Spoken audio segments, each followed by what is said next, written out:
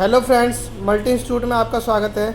आज हम आपको लेके चलते हैं कंप्यूटर की क्लास में, जहाँ बच्चों को सर कुछ पढ़ा रहे हैं। सर से पूछते हैं, सर क्या पढ़ा रहे हैं? सर क्या पढ़ा रहे हैं? Good morning sir. आज मैं ये बताने वाला हूँ कि डेस्कटॉप मदरबोर्ड के अंदर कितने प्रकार के सेक्शन होते हैं और सेक्शन का आइडेंटिफाई कैसे करना होता है, इसकी वर्किंग क्या होती है। तो इस क्लास के अंदर मैं ये बताने वाला हूँ। और ये मुझे क्लास जो मेरा चल रहा है वो चल रहा है मॉर्निंग का 10 से 12 क्लास चल रहा है। तो हमारे पास डेस्कटॉप का बहुत सारे बोर्ड पड़े हुए हैं। तो मैं आज सेक्शन बताने वाला हूँ कि कितने तरह के सेक्शन होते हैं और सेक्शन का काम क्या क्या होता है। तो सबसे पहले मैंने क्या किया, मैंने लिखा कि all desktop motherboard section identify. पहला सेक्शन होता है वीआरएम होता है। मैं आपको लिस्ट बता देता हूँ, उसके बाद मैं आपको प्रैक्टिकल कराऊंगा, आइडेंटिफाई कराऊंगा ऑन मदरबोर्ड।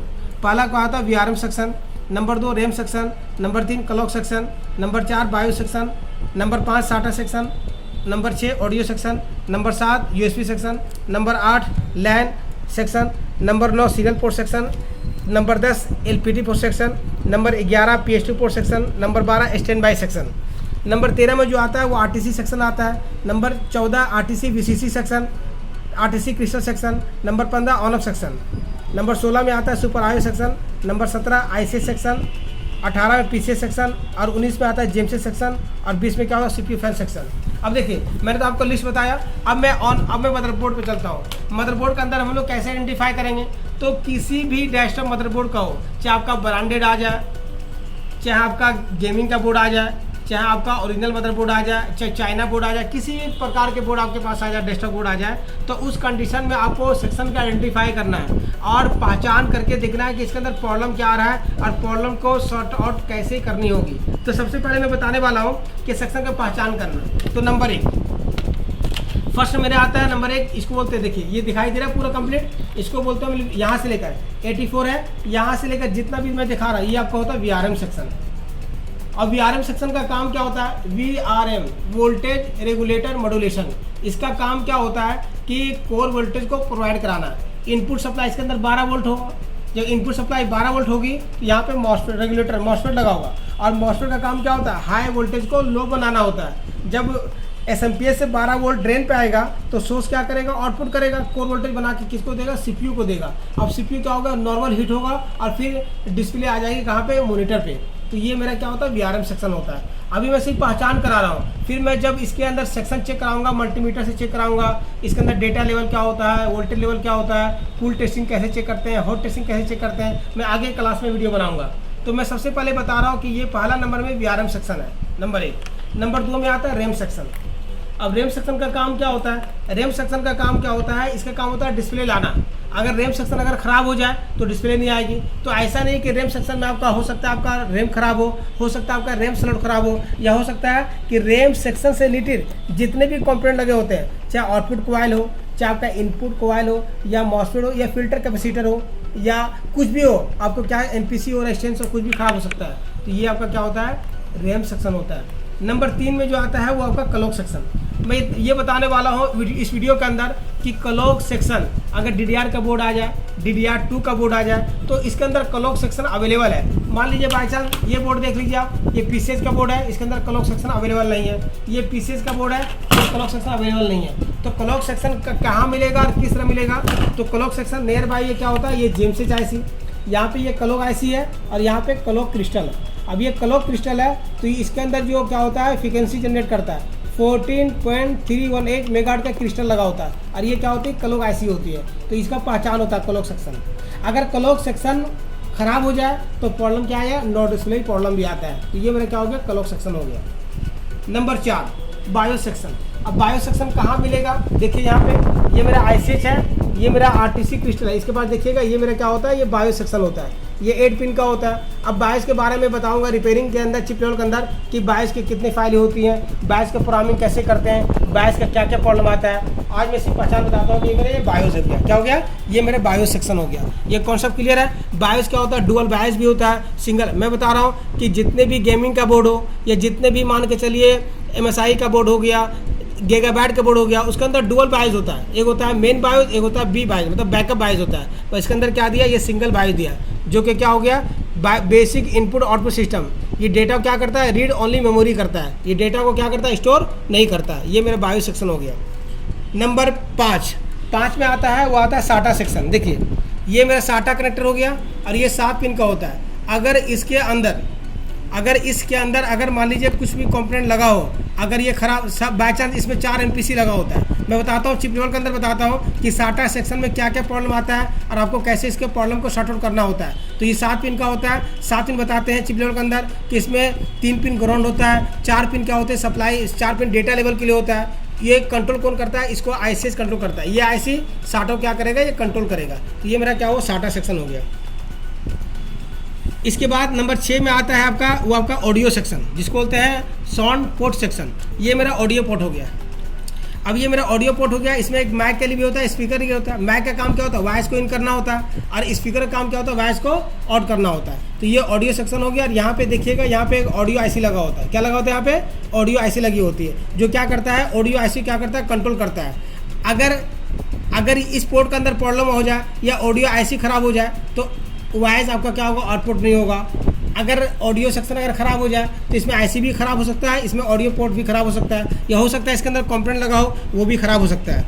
नंबर 7 में आता है USB पोर्ट सेक्शन। देखिए ये मेरा USB पोर्ट होता है। ये क्या होता है, 4 पिन का भी होता है और 5 पिन का भी होता है। बहुत सारे बोर्ड के अंदर क्या होता है कि अगर ये ब्लैक है तो 2.0 होता है, ये 4 पिन का होता है। अगर किसी में क्या होता है, ब्लू हो गया या ग्रीन हो गया या येलो हो गया तो क्या होता है, 5 पिन का होता है। अब 5 पिन में क्या होता है, 3.0 होता है, उसकी स्पीड होती है। तो ये मेरा USB पोर्ट सेक्शन हो गया।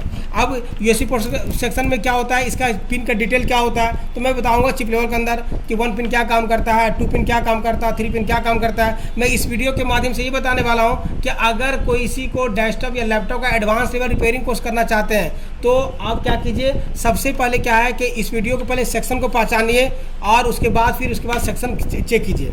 उसके बाद क्या आता है, लैन पोर्ट सेक्शन। ये देखिए ये लैन पोर्ट सेक्शन है, ये आपका क्या 8 पिन का होता है। अब इसमें क्या प्रॉब्लम होता है कि अगर मान ली मैं इसमें केबल लगाता हूँ, RJ45 कनेक्टर केबल लगाता हूँ, केबल का नाम क्या होता है, Cat 6 से होता है, और इसमें जो हम लोग कनेक्टर लगाते हैं उसका नाम होता है RJ45 होता है। अगर लैन काम नहीं कर रहा कि लैन पोर्ट अगर कोई बंदा लेकर के आया कि सर मेरा कंप्यूटर के अंदर नेट काम नहीं कर रहा है, तो आप लैन सेक्शन भी आप चेक कर सकते हैं। ठीक है, इसका पहचान क्या करना होता है, बहुत सारे बोर्ड के अंदर क्या होता है, यहाँ पे एक IC लगी होती है, बूस्टर ट्रांसफर। यहाँ पे IC तो नहीं है, देखिए यहाँ पे एक लैन के पास IC, देखिए अब ये लैन IC है और यहाँ पे क्रिस्टल लगा होता है। अब क्रिस्टल के आगे देखिएगा, यहाँ पे पहचान कीजिएगा, यहाँ पे लिखा होगा XY, लिखिए गौर से दिखाई दे रहा होगा आप लोग, तो अगर देख लीजिए गौर से, देखिए आप यहाँ एक XY करके यहाँ पे दिखाई दे रहा होगा।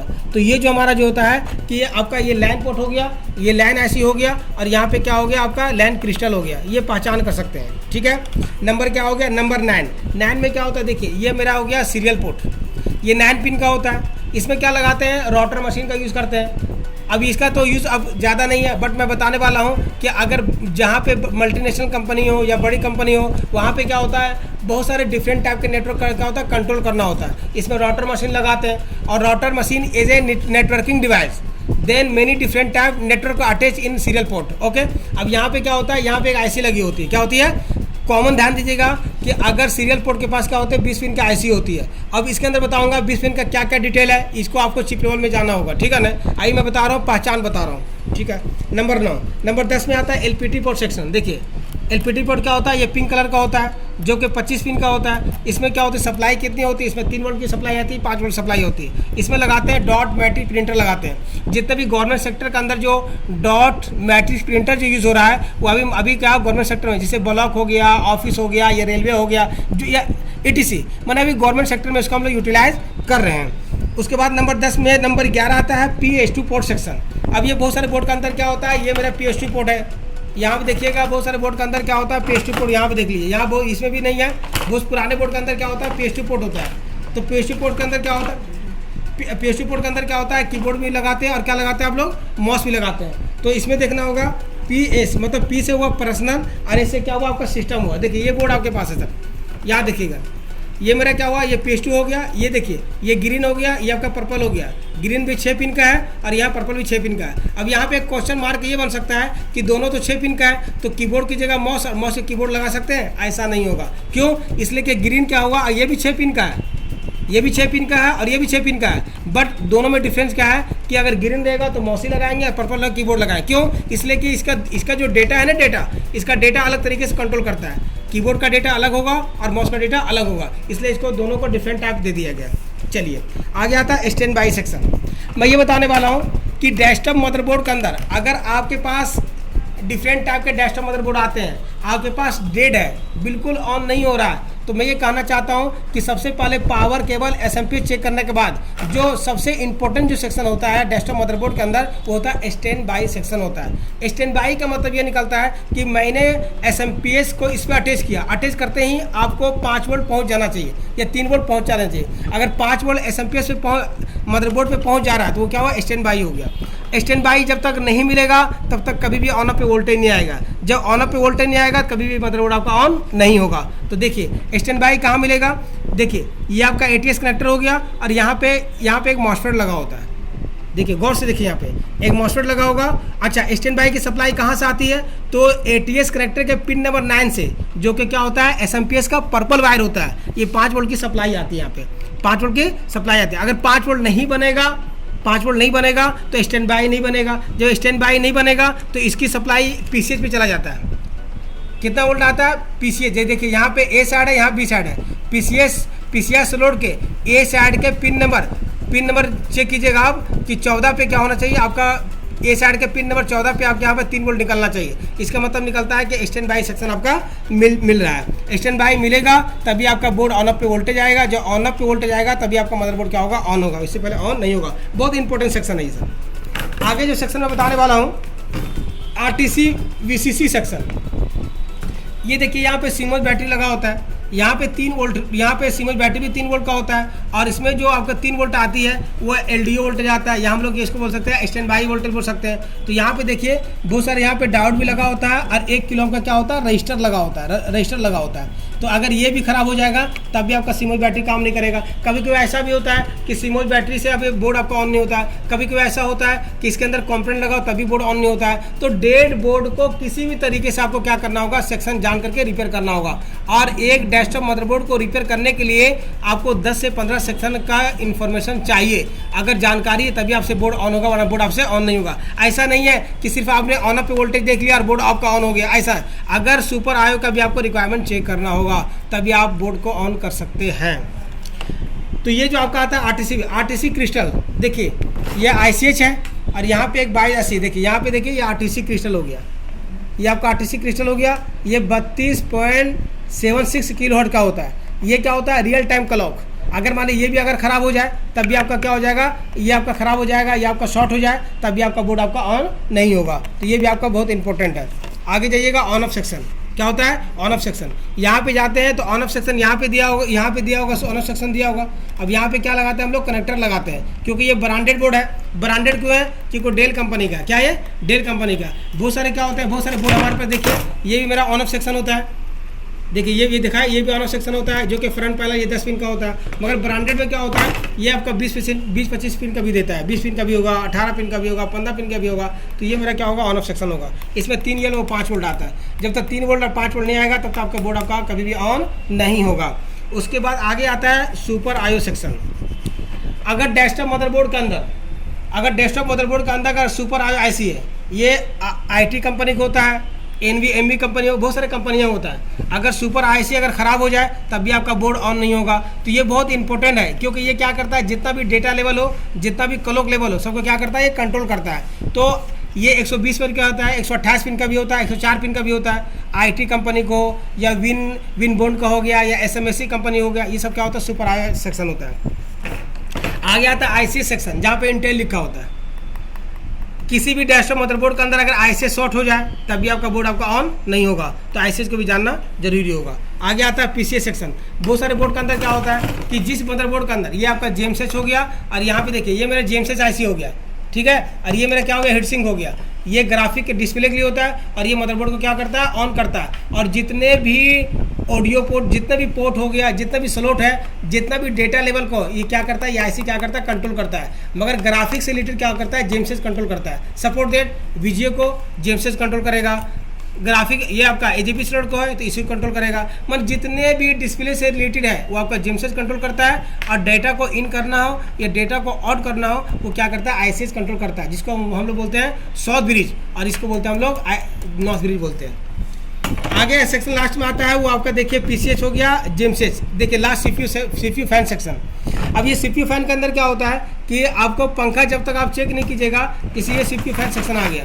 अगर मान लिए अगर सीपीयू फैन सेक्शन में अगर यहाँ 5 वोल्ट भी सप्लाई आता है, 3 वोल्ट भी सप्लाई आता है, अगर ये सेक्शन अगर ख़राब हो जाए तो फैन मूव नहीं करेगा। जब फैन मूव नहीं करेगा तो सीपीयू ज़्यादा गर्म होगा। जब ज़्यादा गर्म होगा तो क्या होगा, बार बार रिस्टार्ट का प्रॉब्लम हो जाएगा। हो सकता है सिस्टम हैंग हो जाए, हो सकता है आपका सीपीयू ख़राब हो जाए। तो ये भी सेक्शन आपका क्या होगा, जानना क्या होगा, कंपलसरी होगा। तो मैं इस वीडियो में ये मैंने बताया कि डेस्कटॉप मदरबोर्ड के अंदर सेक्शन कितने तरीके से होते हैं और कैसे पहचानना होगा। तो आज के वीडियो में सिर्फ मैंने पहचान बताया।